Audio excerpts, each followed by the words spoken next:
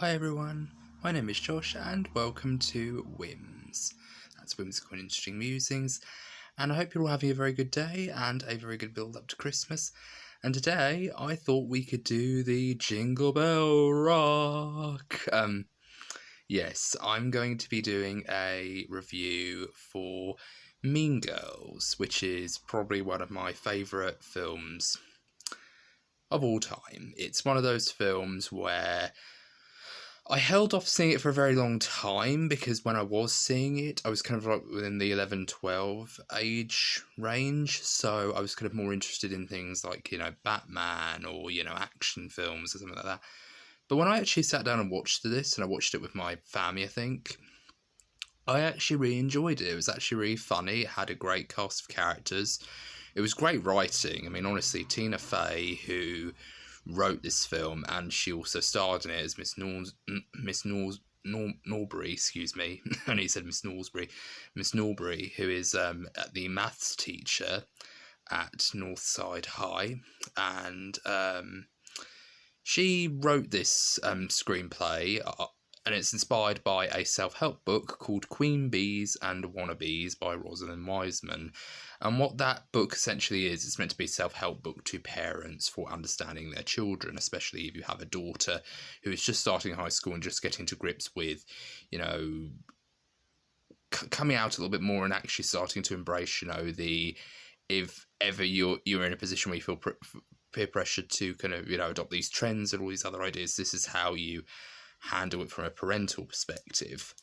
So it's basically a self-help book, but the actual film inspired is not. It's actually, a much more, interesting idea, and she basically takes the concepts from the book and essentially tries to shift them into a narrative about a new girl at school, who in this case is played by Lindsay Lohan, who plays Katie Harron. It's actually pronounced like Katie.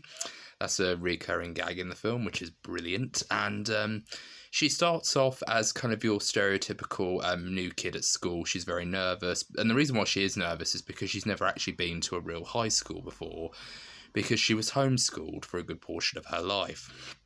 And there was a period where she had to go and stay in Africa with her parents. But because, her father, I think, got a scholarship for a new job, a new teaching position, they were able to move back to America, and she had to go to regular school. So that's pretty much how that entire backstory has opened up, essentially. And Katie is a character who is, when we first meet her, she's very kind of, polite, and she's very kind of reserved. She's kind of, very kind of interested in meeting people, but then she's also very nervous because she sees that North Shore High is, I call it Northside High, it's called North Shore High. Excuse me, I do beg your pardon. My favourite film, right? Yeah, it's called North Shore High, and it's not like a regular school. It's very much, very, it's got a wide cast of characters. There's a lot of, different people in it. There's all sorts of different cliques and all sorts of different people who fit in somewhere but not everywhere. And in fact, it's actually kind of fitting that a few days ago I did my video on the new Netflix Wednesday series. And in a way, the way Mean Girls is set up at the very beginning is kind of like Wednesday, in the sense that all the characters in Nevermore Academy kind of have their own little cliques and their own little groups of people that they like to interact with and they like to spend a lot of time with. Except in the case of Wednesday, it's more supernatural, or because you have your werewolves, you have your scales, you have your stoners, who are basically gorgons who can turn people in stone and things like that. Here you have Asian nerds, jocks, desperate wannabes, people who eat their feelings, girls who don't want to eat anything, the nicest kids you will ever meet in the whole entire universe, and the worst. Beware the plastics. It's great. I love that quote. Everything about this film is just quotable. Every line is absolutely wonderful. From Gretchen Wiener's "That is so fetch," or sorry about my cringy, teen girl voice. So I won't say anymore. But yeah, there's that. There's also "Nice hair, Janice. What's it made of?" And then Janice goes, "Your mom's chest hair." and things like that. And it's just really wonderful. The dialogue is so great in this, and it's instantly quotable. In my house, I have a fridge, which is just basically, I know you get a lot of fridge magnets, and sometimes people put photos or little drawings that, their child might have done, but I have an entire fridge dedicated to photos of family and Mean Girls quotes. So the actual fridge magnets are actually Mean Girls quotes that, my sister bought for the house. So it's actually really nice to have, just those Mean Girls quotes up. But yeah, I'm a huge fan of this film. I love this film. There's so many great moments in it. But the story starts off very simply like a very stereotypical fish out of water scenarios. Katie wants to basically engage in more social circles and socialise more because she is really intelligent. She's very good at maths, but she doesn't have a very good social life. In fact, she's very socially awkward. And the first two people that she meets is Damien and his friend Janice Ian. And Janice's introduction to her friend Damien is like, okay, she sits down and she goes, he goes, nice hair. What colour is it? And he goes, oh, I don't know. And she goes, oh, can I just see? And then he goes, hey, this is the colour I want. And he actually, puts it against his own head, like he actually leans forward. And Janice just goes, this is Damien. He's almost too gay to function. And that's the introduction to the two main friends. And at first it starts off very nicely. Like, oh, everyone's very friendly. Like, Damien and Janice are very friendly with her. And they say things like, oh, coming through, new girl on the block and things like that. And then they go outside to the running track of the school and they basically start chatting. And then we get introduced to the three main plastics, shall we say. We are introduced to...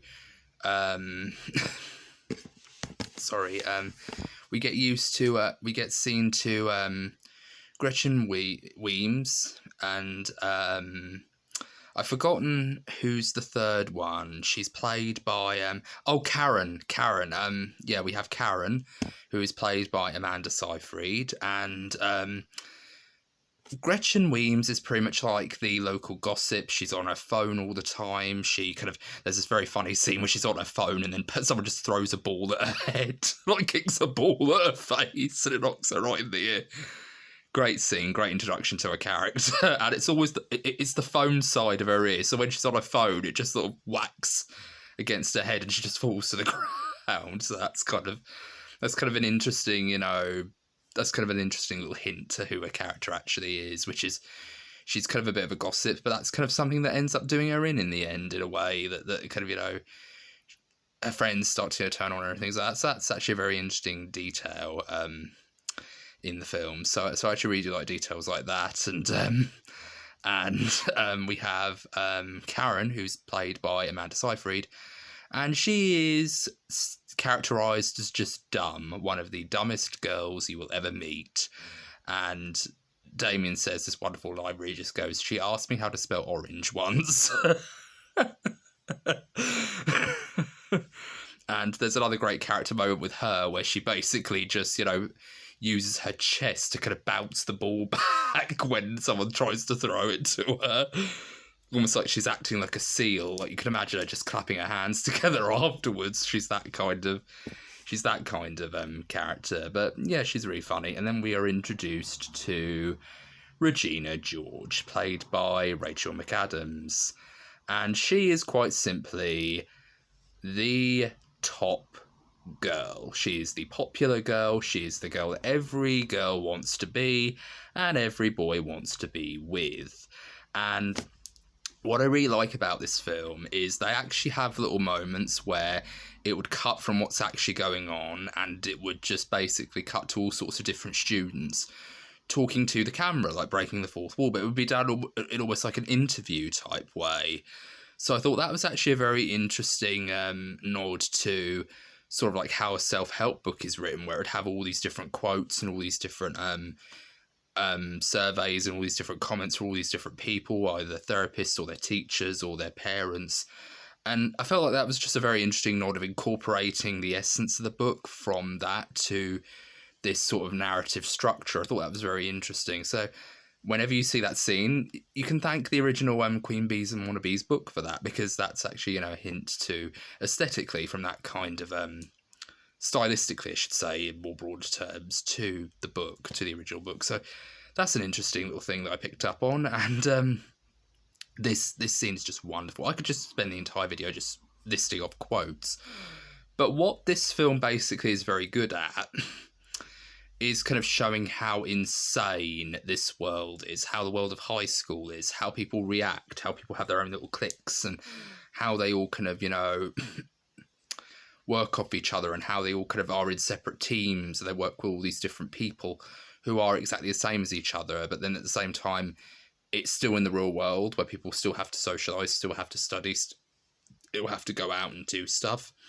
So it is a very weird setup, but it's very well explored through this kind of almost documentary-esque format where they're talking, you have characters talking to the camera, because it really gives you a feel like you're in a very lived-in world. Like, it almost feels like a nature documentary in its own right, and there's actually something that happens later on in the film that actually does kind of hint at that in a much more, primal, much more, very devilish way.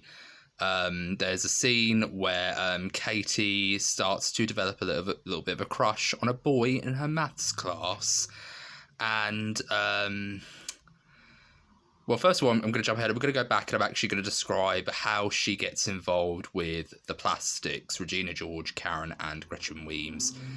And she basically is on her way to lunch. She's about to go to sit with Janice and Damien, when all of a sudden a boy by the name of Jason decides to stop her and ask her a few inappropriate comments. Like, he says it under the guise of making a survey, but then he starts saying things like, would you like one of us to butter your muffin? And Regina and her friends hear about this, and they basically say, is he bothering you? And then Regina just goes, Jason, why are you such a skis? And he goes, I'm just being friendly. And Gretchen just goes, you were supposed to call me last night. And things like that. And then Regina George just basically lets him have it verbally. Like, she goes, Jason, you do not come to a party to my house with Gretchen and then scam on some poor innocent girl right in front of us 3 days later. She's not interested. Do you want to have sex with him? No, thank you. See there? So it's settled. So you can go and shape your back now. Bye, Jason. And he just says, bitch. Oh, I love that scene. Let me know in the comments how shockingly, real was that impersonation. Yeah, I was born to be a Regina George type one. I like. Oh, I love it. It's so great. And she decides to sit down after she's been, prodded into, doing so by Regina herself. And Katie introduced herself, says that, she just moved here from Africa and she used to be homeschooled. And Regina George just go, what? Seriously, what? And Katie just goes, my mum taught me at home. And she goes, yeah, I know what homeschool is. I'm not retarded. So you've never actually been to a real school before? And then she goes, shut up. Shut up. And she goes, I didn't say anything. I love that. I love this movie. It's great. One little detail which I thought was very interesting in this film, before I move on to the breakdown, there's a moment where Janice, when they're out on the football pitch, when they're out on the running track, there's a moment where Janice asks Catty, how do you spell that? And she goes, oh, it's the same as Katie, Caty. And she goes, and Janice asks, how do you spell Catty? How do you spell Catty? And she goes, oh, it's like Katie. Katie does. And she goes, it's spelled like Katie, Caty. And Janice just goes, yeah, I'm going to call you Catty. And yeah, it's a very funny moment, but then you realise that when people start to do that, like say, I'm going to call you this, instead of actually giving you your proper name, that could just be a way of saying in a lot of circles that that's just their way of, you know, controlling you in a way. That's a very weird detail, but I actually found that very, very interesting, because Janice is kind of a bit of a puppet master in this entire film, and this comes much after the scene where they start to introduce each other, and there's this wonderful moment where Regina goes, you know, so you've never actually been to a real school before, and she does that whole shut up thing, and Karen just bumps in and says, so if you're from Africa, why are you white? and then Gretchen just goes, oh my god, Karen, you can't ask people if they're white. Why are they white? And I found that really hilarious. Oh, Gretchen. Oh, Karen, God bless you. You're not the sort of person to have. Oh, God. Karen's hilarious. She has some of the best lines in this movie. Like, some of the things... She says some dumb things, but you can tell she's just a really nice person and she means well in the grand scheme of things, but she's kind of dumb. And I am sorry to say that, but she is. But she's dumb in a charming way. It's not like, oh, you know, this person's annoyingly dumb. Yeah, but she's hilarious. And then she goes, on Wednesdays we wear pink. And then on the following scene, Janice Ian finds the whole entire exchange between her and the Plastics, Katie and the Plastics, totally hilarious, to the point where she asks, you know, Katie to hang out with them just to see how fun it would be to, you know, relay back all the funny things that they say, all the things that they talk about. And we get an indication with this scene that Janice Ian and Regina George have a bit of a history. And Katie says it in a really fun way where she kind of goes, oh, you really hate her, don't you? And she goes, hey, who? And she goes, Regina George, you seem to really hate her. And she goes, yes, what's your question? And then she just goes, my question is, why? And then Damien just goes, in 5th grade, they signed this petition where she said that she was a... And then Janice cuts Damien off and goes, Damien, please, shall we not? I friggin' adore this movie. It's so great. I could just spend hours just quoting little bits and pieces from this movie. But yeah, she decides to hang out with the Plastics to her own peril, as we find out, because she starts to dress up like them, and then eventually she starts to really get into the thick of what they actually do, which is they go to the mall or the local shopping centre, if you're in Britain, and they just hang out, they shop for clothes, they, you know, talk to each other, they look in the mirror, and they talk about their looks and how, you know, I feel like I've got man shoulders, my pores are huge, my no-bits suck, and things like that. and what have you. It's just, oh, this film is just so hilarious. Some of the things that they say are just so quotable. And then when they're out at the shopping mall, when they come back from said shopping mall, they go up to Regina's room, not before they meet Regina's mum, who, when Katie's introduced to her mum, she goes, Katie, if you ever need anything, don't be shy. There are no rules in this house. I'm not like a regular mom. I'm a cool mom. And things like that. And you can tell she's played by Amy Poehler. I think that's how you say it. Amy Poehler. Who was in a TV show called Parks and Recreations. So if you're a fan of that show, she pretty much is a regular on that show, and she's also, you know, the mum who plays Regina's mum in this. She's a bit of a Tina Fey collaborator. She was in a film called Sisters with her a long time back as well, and she also was a SNL cast member with Tina Fey as well. So there's so many connections. There's such a history between these two women, and it's really great that they were able to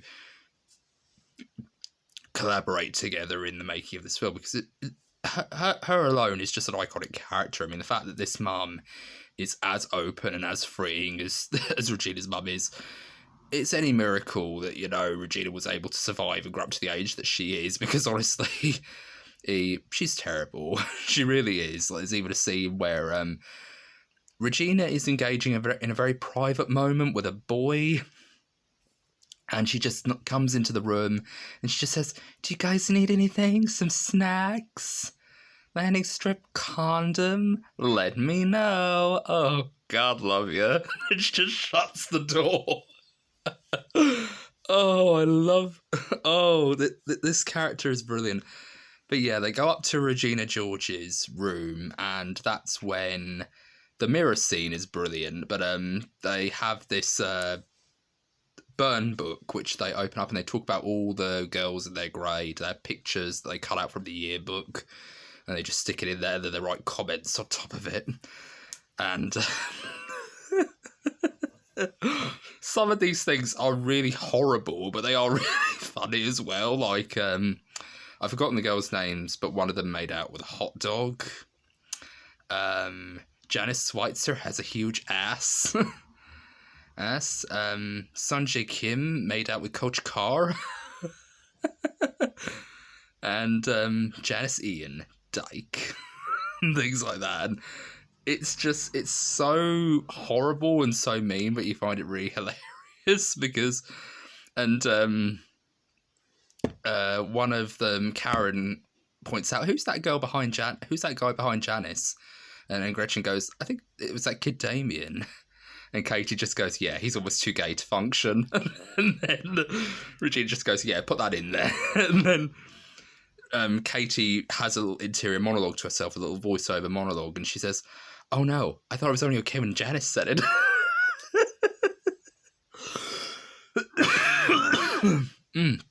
So, yeah, moving on, she ends up, she's doing well in school, she's very good at maths, and she's behind a very cute boy who she thinks is absolutely bloody gorgeous, and she likes him.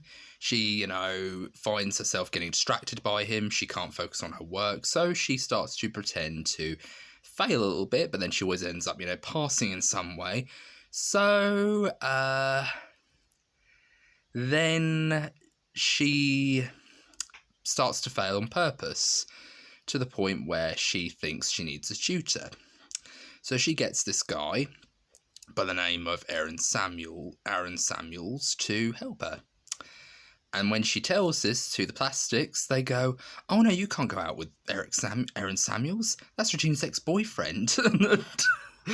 And Karen just goes, they went out for a year. And she goes, oh, it was this terrible thing that happened that totally crushed her last year. And then Karen goes, I thought she dumped him for Shane Owen.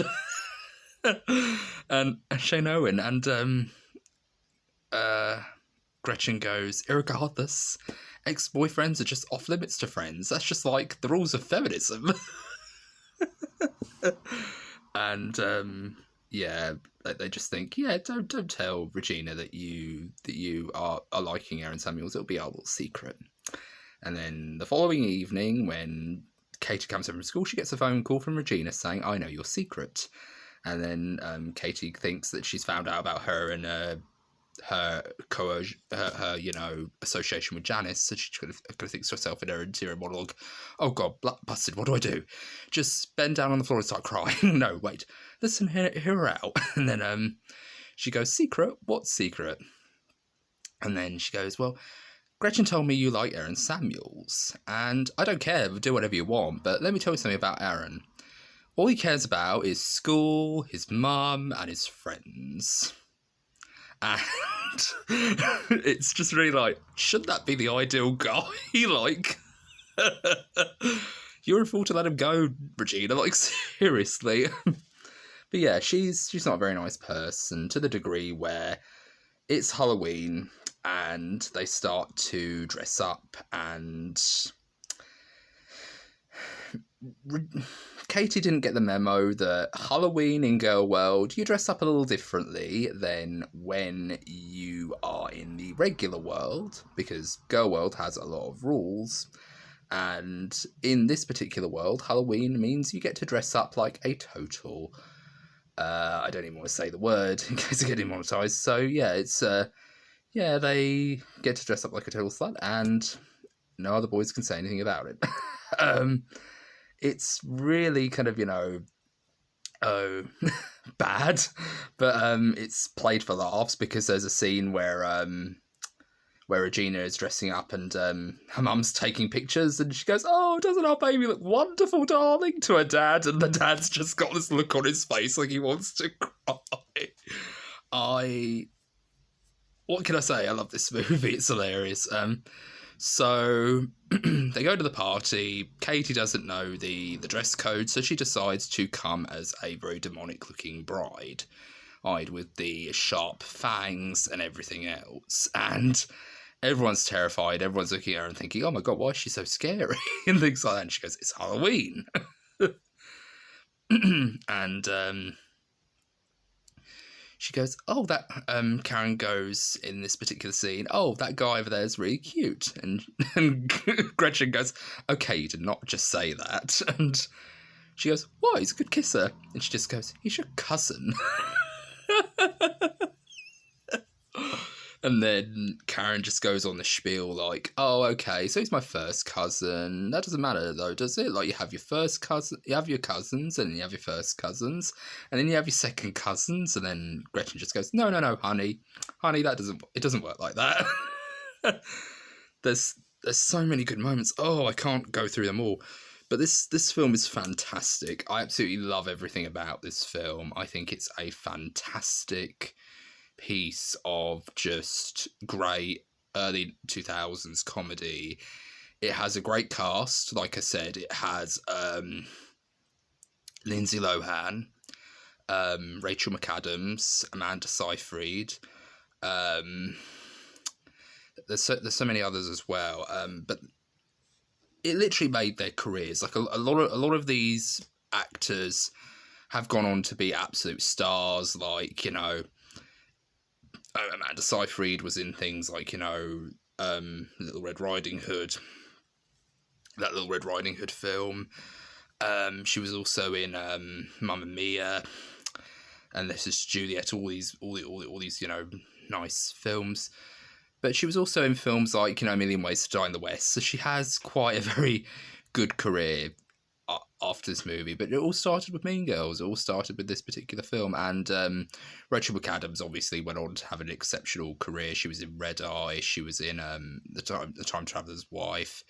She was in Sherlock Holmes. She was in the Doctor Strange films. And she's an incredible actress. Like, she really does know how to play these really, you know, these very dynamic roles, because a lot of the time she was often just typecast as the mean girl for a long time. But she did play the mean girl twice. She played one in Mean Girls, Regina George, and then she played another mean girl in the film The Hot Chick, which stars Rob Schneider. So, she kind of got typecast twice as the mean girl.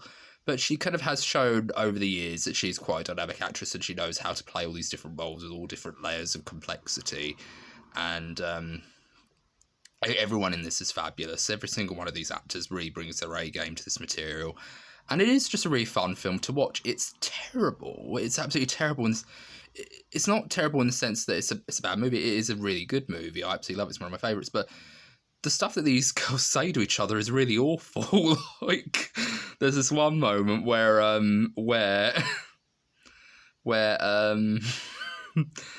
Regina gets really mad when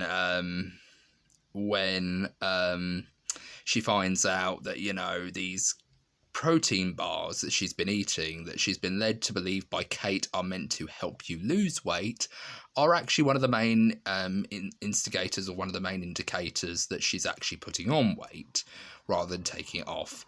She spits it out, and then she starts screaming, and then she goes back to her house, gets out the burn book, and she just starts to, you know, write this horrible comment about herself where she goes, "This girl is the nastiest skank bitch I have ever met. Do not trust her. She is a fugly slut." And it's awful, but it's so hilarious, because it's like what, you know, Miss Norbury says in the assembly scene, like, you have got to stop calling each other sluts and whores. Like, it just gives you guys more of an excuse to call you sluts and whores. Like, yeah, come on, guys, don't pull yourselves down like that. Like, you guys are a team. Like, you should be, you know, working together, and, you know, it's all about sisterhood and feminism. It's not about, you know, getting one up on each other, but yeah, it's a really good message, and I think that's what Regina George's Tina Fey is trying to do with this character, Miss Norbury. She's supposed to be kind of like this mediator between this very insane conflict that's going on between these women, and it really is a well written character, and I really love all the scenes in this. There's so many great quotes. But yeah, I absolutely love the message of, you know, just not really being a queen bee, but not really kind of being too much of an outsider to the point where you're not noticed, but then just be yourself. The whole entire point of this film is just be yourself. Don't try to push yourself to the level of a Regina George or a Janice Ian, because there's a nice little bit in the middle that you are perfectly fit into.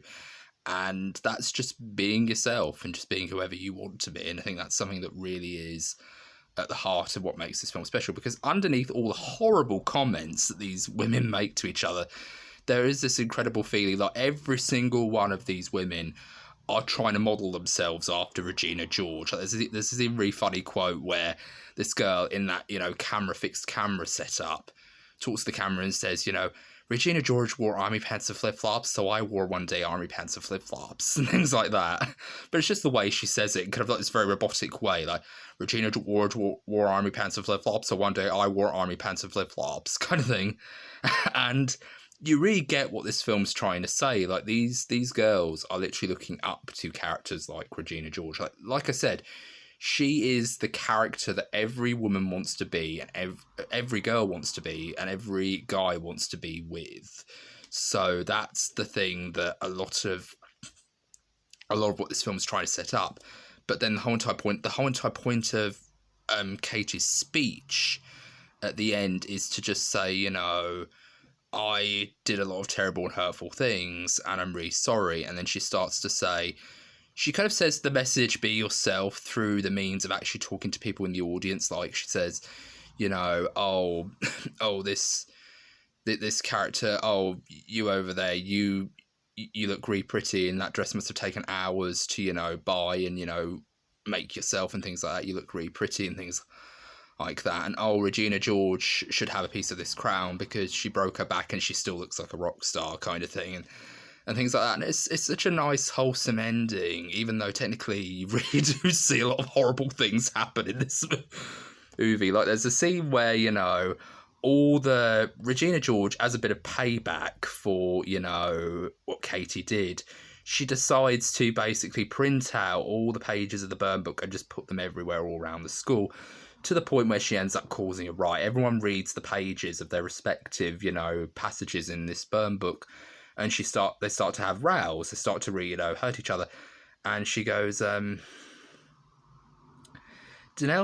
Swicer has a huge ass? Who would write that? And then a friend next to her just goes, who wouldn't write that? And then they just start fighting. And then there's like this quick cut panning between, you know, did you write this? No, I swear. Then you told somebody. You little bitch. You're the bitch. And then they just throw each other down these flights of stairs. It is insane, but I friggin' love it. I love this movie. Yeah, this film's fantastic. There's even the actual idea of kind of delving into your much more primal self is hinted at the very start of the film, at the halfway point of the film, where Katie starts to see things kind of like, you know, the way you would see things if you were in Africa by the watering hole. You see all the animals interact. There are these very strange sequences where she starts to see human beings act like animals. Like, you hear the growl of a tiger and the roaring of a lion. But that's just to show that when human beings get primal, it really shows in every aspect of their personality. And you see that in the scene where everyone's writing, everyone's going crazy. And it's just insane to watch, but it goes to show that, you know, like everyone, we do tend to, you know, de-evolve into our most, you know, basic selves, especially when it comes to things like our personal relationships with people and how we feel like it's being tested. And that's the whole entire comment of, you know, who would write this, and then the person next to them who should be a friend goes, who wouldn't write that, and things like that. It shows that, you know, your relationship's being tested with these people, and when that feels like it's being tested, you tend to really kind of go on the defensive and say, why are you immediately, you know, treating this as if it's fun? But except instead of doing it through conversations, which is what a drama would do, the comedy angle is we're portraying it kind of like, you know, a you know, scrap between a lion and a zebra or something like that. And that really just serves to show how creative the film is in regards to depicting that kind of inner struggle with people, and that kind of, you know, back and forth dialogue. Because in real life we would have a discussion, or we would at least hope that we would have discussions about this, but instead they're just portraying it as, you know, just insanity. And it happens at the very start of the very halfway point of the film when Regina, knowing that she has a crush on Aaron Samuels, decides to, you know, flirt with him while Kate is right there. And she goes, oh, Aaron, why do you wear your hair like that? Your hair looks so much sexier when it's pushed back. Katie, tell Aaron that his hair looks sexy pushed back. And things like that. She gives her this look as if to say, I know I'm pushing your buttons, kind of thing. And Katie even says, you know, she's doing this on purpose, you know. I know one way in which this would be sorted out in the animal world. And she just dives straight into her, and everyone's just making all these animal noises, like Erin sounds like a chimpanzee, Katie and, you know, Regina are roaring and screeching like tigers and lionesses and things like that, and everyone's going wild and insane. But then it just cuts back and she goes, but this is Girl World, and in Girl World all the fighting has to be sneaky. And that there's so many good scenes to talk about, and so many good quotes, but I don't want to say everything because I do feel like this film deserves to be watched. And as of this writing, I might have to go and double check after I've recorded this, but as of right now, the film's still on Netflix, so you could quite happily just put it on and watch it on Netflix. But it's a great film. It's a 5 out of 5-star film for me. I absolutely love this film. It's a fantastic comedy.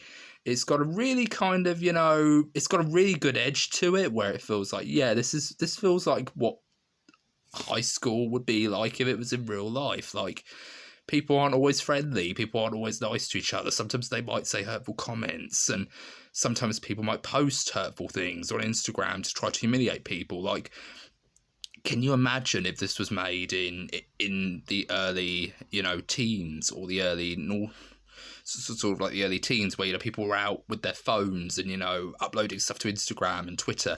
Like, how much more brutal would this film have been if it was in that sort of period where, you know, people were out, you know, playing with their phones and things like that? How brutal and how really kind of, you know, cutthroat would this film have been depicted as if it was made now, sort of within this sort of region of the Instagram, Twitter and Facebook age? Like, what would happen there? So it's very interesting to look at it from that perspective. But it's just a really funny film with a lot of great quotable dialogue in it, and a really good message, despite the very cutthroat and very kind of, you know, brutal nature of some of the comments that these girls make to each other. You really do get the sense that there is a very nice message at the heart of it, which is, you know, just be yourself. Don't try to, you know, let people judge who you are or anything like that. And if people do, just say, fuck them. And that's what the film is. And I absolutely love this film. If you can get it on Netflix, let me know in the comments, actually. Is it still on Netflix? Because I actually want to, you know, rewatch it. It's been a while since I've rewatched this film. That's why I've often stumbled over my words. But I do think this film is fantastic. And I really do think it's a wonderful film. And I think more people should see it. And don't just dismiss it as, oh, it's like, you know, every other teen movie at that time. It isn't. It's actually very, you know, it has a lot more to offer. It has a lot more laughs. It has a lot more, you know, characterization, a wider cast of characters that feel very distinct. And that's because Tina Fey is such a good writer, and you really do get a sense of her great comedic talent with this script, and you really do get a sense that she really understands teenagers, and especially teenage girls, in this particular film, because she really understands, you know, what it's like to fit in. Especially Katie Harron feels like, you know, the surrogate for Tina Fey as a character. She kind of feels like her self-insert in the sense that she's trying to fit in. She's very kind of prim and proper and very neat and tidy, but and she's very polite. She kind of says yes, please, and no thank you, and things like that. And yes, please and thank you and things like that. So the fact that she goes from that to being the queen bee bitch from hell and things like that to, you know, being the most hated person in the world to actual human being is actually quite a relatable aspect. And that's what I want to see in most films, like just relatability. It doesn't matter if you make them strong, weak, independent, or part of a team. Relatability is always what matters, and I think that's something that really a lot of films now need to really kind of think about, and that's just one of the things that I really like about this film. And I love all sorts of films. I love this film, and I love the film Miss Congeniality. I think, you know, that's another film where I think it's really quotable. There's so many great lines in it, and my favourite line from Miss Congeniality is the scene where one of the guys, she's, for context, Sandra Bullock plays this character who's an agent for the FBI, and she's basically undercover in a sort of Miss World, Miss United States type beauty pageant. It's sort of like a scholarship program kind of thing, but she's playing Rhode Island, and she is basically there in this, you know, breakfast meeting thing, and she's listening to this speech, and then all of a sudden one of the guys behind the scenes plugs in her earpiece, and it lets out this rattling, you know, microphone type boom. You know, when something's, you know, disconnected or something gets knocked on a microphone, and you hear that very loud, high pitched, you know, boom, coupled with that ringing sound, that kind of, you know, starts to reverberate in her ear, and she just shouts, "Jesus Christ!" And then she just goes, "Oh, oh," and then there's this awkward pause, and then she just goes, "Sorry, everyone, I just took a bite of my bagel and I forgot to pray." And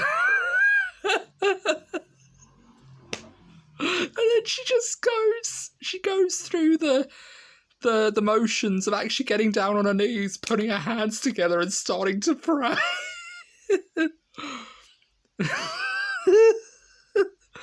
I love it. I'm going to do a review of Miss Congeniality one day. I really will. It's one of my favourites as well. So yeah, I love it. So yeah, this is a 5-star film for me. I absolutely love this film. It's fantastic. I think more people should see it. And I think I'm actually quite surprised, given the popularity of films like Heathers and The Addams Family even, and even, you know, stuff like, you know, Carrie and a lot of Stephen King films, they often get made into musicals. What's wrong with Mean Girls? Like, why can't that be a musical? Or like, I'm just starting to think about all the songs, what the songs will be and how it relates to the plot and everything like that. Like, if Hollywood's not willing to do it, I'm happy to do it. Like, I'm happy to do a Mean Girls musical. I want this to be a musical, damn it. Like, in the comments, would you like to see a musical of Mean Girls, like an on-stage musical of Mean Girls? I'd love to hear your thoughts on that in the comments. But this has been me, Josh, with Whimsical and Interesting Musings, or WHIMs. And I hope you're having a very good day, and bye-bye for now. Take care.